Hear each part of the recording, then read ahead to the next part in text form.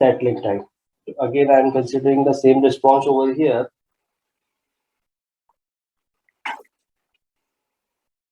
ठीक है, तो हमारे पास कुछ इस तरीके का रिस्पॉन्स था। तो अब देखो बेसिकली सेटलिंग टाइम होता क्या है, ठीक है, तो बेसिकली सेटलिंग टाइम क्या होता है, it is the time taken by the response of the system to stay within the tolerance band of 2% और 5% of a steady state value, ठीक है, of a steady state value.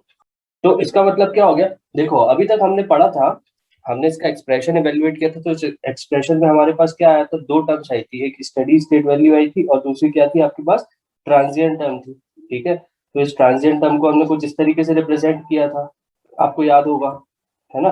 तो हम ये भी जानते हैं कि इस ट्रांजिएंट टर्म के कारण क्या आ रहा है, ये पर्टिकुलर जो रिस्पॉन्स है, जो ये ऑक्सीलेशंस आ रहे हैं वो इस पर्टिकुलर ट्रांजिएंट टर्म के कारण आ रहे हैं।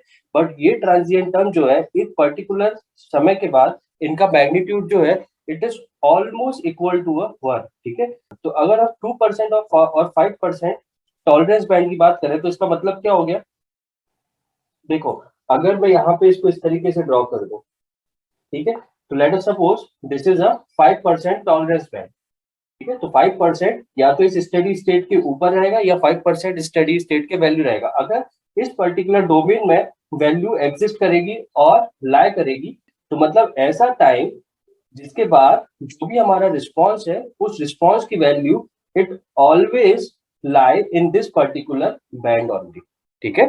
तो इस पर्टिकुलर टाइम को जिसके बाद क्या होता है रिस्पॉन्स की value we call as a settling time. Let us suppose the value of this settling time or the expression or the symbol for this settling time we represent with a t of small s, okay।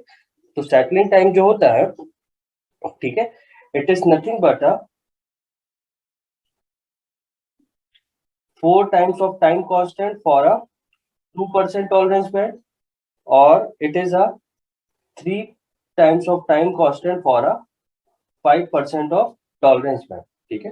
तो time constant हमने already evaluate किया था। Time constant basically होता क्या है, time constant is nothing but a 1/zeta omega n, okay. तो अगर मैं सेटलिंग टाइम की बात करूंगा तो सेटलिंग टाइम क्या हो जाएगा 4/zeta omega n for 2% tolerance band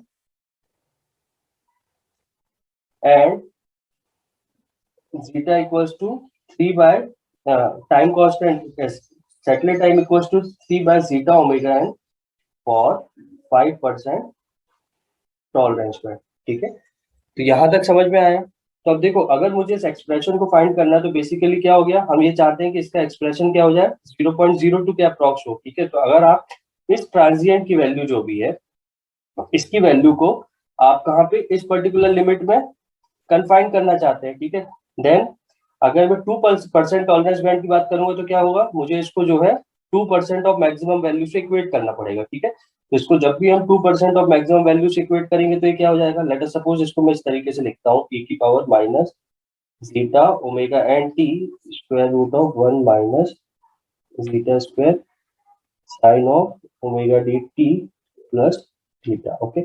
इसको हम क्या करेंगे 0.02 इस तरीके से लिख सकते हैं, ठीक है। तो अगर हमारे पास जीटा की वैल्यू जो है for low value of zeta, ठीक है, जीटा की बहुत स्मॉल वैल्यू के लिए क्या हो जाएगा, ये जो वैल्यू है दिस बिकम इक्वल्स टू 1, ठीक है। For a very low value of zeta this equals to 1, ठीक है। तो ये मैथमेटिक्स आप इसको सॉल्व करके देखिएगा, you will definitely find it, क्योंकि इसमें क्या होगा omega n square root of 1 minus zeta square, अगर जीटा की वैल्यू बहुत कम रहेगा तो ये 1 minus zeta square term is almost equal to 1, okay. तो we are only left with e to the power minus zeta omega n t and this value is also equal to 1, ठीक है। तो so when I substitute e to the power minus zeta omega n t equals to 0.02, ठीक है। तो जब हम इसका क्या करेंगे नेचुरल लॉग लेना पड़ेगा हमको इसको सॉल्व करने के लिए, तो ये क्या आ जाएगा minus zeta omega n t natural log of e, और यहाँ पे भी क्या आ जाएगा natural log of 0.02, okay, and its value is something like 3.91, ठीक है। इसकी वैल्यू क्या आएगी 3.91, so this minus and this minus would get cancel out, natural log of t is nothing but a 1, so we are left up with only this particular term zeta omega and t equals to 3.91, which is approximately equal to 4. So settling time is nothing but a 4 by zeta omega n. Okay, तो इस तरीके से जो है आप आसानी से settling time calculate कर सकते हो. Likewise for a 5% tolerance band also you get the similar expression which is 3 divide by zeta omega n. ठीक है, तो हमको ये समझ में आता है कि जब भी हमको सेटलिंग टाइम फाइंड करना है तो it is important to consider a tolerance band. Okay, so whenever the tolerance band 2% is given, we consider 4 by zeta omega. Whenever 5% tolerance band is given over here, then we only consider 3 by zeta omega. ठीक है, यहाँ तक सभी को समझ में आता है? किसी को कोई प्रॉब्लम तो नहीं है? ये समझ में आया हमने इसको कैलकुलेट कैसे किया. And the final parameter we have over here is what? Delay time. ठीक है, तो डिले टाइम क्या होता है? Basically it is a time required for the system to rise from 0 to 50% of the final value. ठीक है, तो again हमने क्या कंसीडर किया हुआ था? जो भी हमारे पास रिस्पांस है, उस रिस्पांस में हमारे पास जब भी जो सिस्टम है, इस सिस्टम का रिस्पांस 50% तक पहुंचेगा. ठीक है, तो 50% क्या हो गया? मैक्सिमम रिस्पांस क्या होना चाहिए? When we want to the maximum value of response.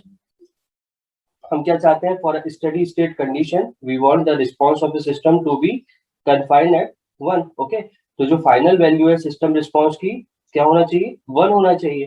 तो correspondingly if I want to find a delay time, okay, then we have to consider what?